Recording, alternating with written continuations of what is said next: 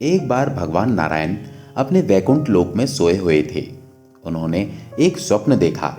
स्वप्न में वे क्या देखते हैं कि करोड़ों चंद्रमाओं की कांति वाले त्रिशूल डमरूधारी, स्वर्ण आभरण भूषित, सुरेंद्र वंदित, अणिमादि सिद्धि सेवित त्रिलोचन भगवान शिव प्रेम और आनंद से उन्मत्त होकर उनके सामने नृत्य कर रहे हैं। उन्हें देखकर भगवान श्री हरि गद्गद हो सहसा शैया पर उठकर बैठ गए और कुछ देर तक ध्यानस्थ बैठे रहे। उन्हें इस प्रकार बैठे देखकर श्री लक्ष्मी जी उनसे पूछने लगी कि भगवान, आपके इस प्रकार उठ बैठने का क्या कारण है। भगवान ने कुछ देर तक उनके इस प्रश्न का कोई उत्तर नहीं दिया और आनंद में निमग्न हुए चुपचाप बैठे रहे। अंत में कुछ स्वस्थ होने पर वे गदगद कंठ से इस प्रकार बोले, देवी, मैंने अभी स्वप्न में भगवान श्री महेश्वर का दर्शन किया है। उनकी छवि ऐसी अपूर्व, आनंदमय एवं मनोहर थी कि देखते ही बनती थी। मालूम होता है महादेव ने मुझे स्मरण किया है।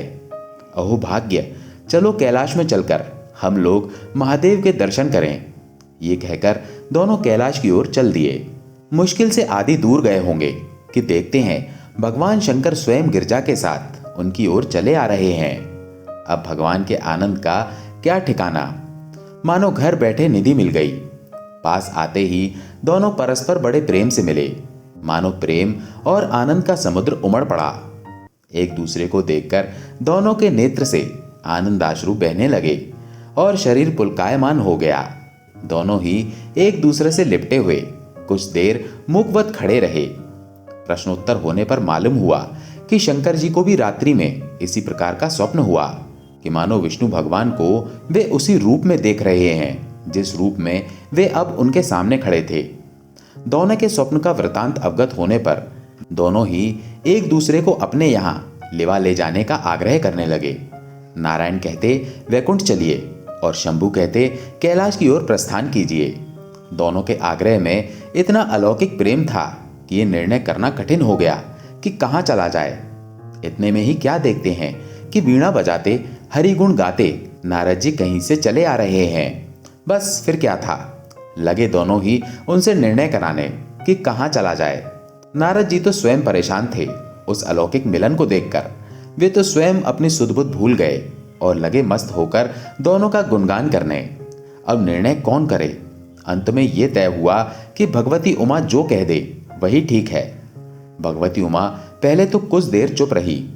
अंत में वे दोनों को लक्ष्य करके बोली, नाथ नारायण, आप लोगों के निश्चल, अनन्य एवं अलौकिक प्रेम को देखकर तो यही समझ में आता है कि आपके निवास स्थान अलग अलग नहीं है। जो कैलाश है वही वैकुंठ है और जो वैकुंठ है वही कैलाश है। केवल नाम में ही भेद है। यही नहीं, मुझे तो ऐसा प्रतीत होता है कि आपकी आत्मा भी एक ही है, केवल शरीर देखने में दो हैं। और तो और मुझे तो अब ये स्पष्ट दिखने लगा है कि आपकी भार्याएं भी एक ही है, दो नहीं।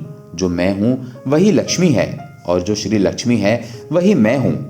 केवल इतना ही नहीं, मेरी तो अब ये दृढ़ धारणा हो गई है कि आप लोगों में से एक के प्रति जो द्वेष करता है वो मानो दूसरे के प्रति ही करता है।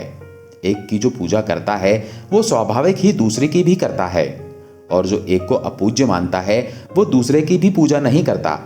मैं तो ये समझती हूं कि आप दोनों में जो भेद मानता है उसका चिरकाल तक घोर पतन होता है। मैं देखती हूं कि आप मुझे इस प्रसंग में अपना मध्यस्थ बनाकर मानो मेरी प्रवचना कर रहे हैं, मुझे चक्कर में डाल रहे हैं, मुझे भुला रहे हैं। अब मेरी ये प्रार्थना है कि आप लोग दोनों ही अपने अपने लोक को पधारिए। श्री विष्णु ये समझें कि हम शिव रूप से वैकुंठ जा रहे हैं और महेश्वर ये माने कि हम विष्णु रूप से कैलाश गमन कर रहे हैं। इस उत्तर को सुनकर दोनों परम प्रसन्न हुए और भगवती उमा की प्रशंसा करते हुए दोनों प्रणाम आलिंगन के अनंतर हर्षित हो अपने अपने लोक को चले गए। लौटकर जब श्री विष्णु वैकुंठ पहुंचे तो लक्ष्मी जी उनसे पूछने लगी कि प्रभु, सबसे अधिक प्रिय आपको कौन है। इस पर भगवान बोले, प्रिय, मेरे प्रियतम केवल महादेव हैं। देहधारियों को अपने देह की भांति वे मुझे अकारण ही प्रिय हैं। एक बार मैं और महादेव दोनों ही पृथ्वी पर घूमने निकले।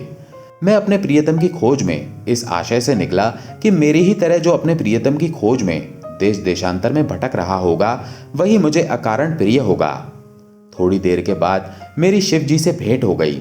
ज्यों ही हम लोगों की आंखें चार हुई, हम लोग पूर्व जन्मार्जित विद्या की भांति एक दूसरे के प्रति आकृष्ट हो गए। वास्तव में मैं ही जनार्दन हूँ और मैं ही महादेव हूँ। अलग अलग दो घड़ों में रखे हुए जल की भांति मुझ में और उनमें कोई अंतर नहीं है। मेरे अतिरिक्त महादेव की अर्चना करने वाले शिव भक्त भी मुझे अत्यंत प्रिय हैं। इसके विपरीत जो शिव की पूजा नहीं करते वे मुझे कदापि प्रिय नहीं हो सकते। तो मित्रों, कैसा लगा आपको ये प्रसंग? और अच्छा लगा हो तो कमेंट में जय श्री हरि विष्णु और हर हर महादेव अवश्य लिखिएगा। धन्यवाद।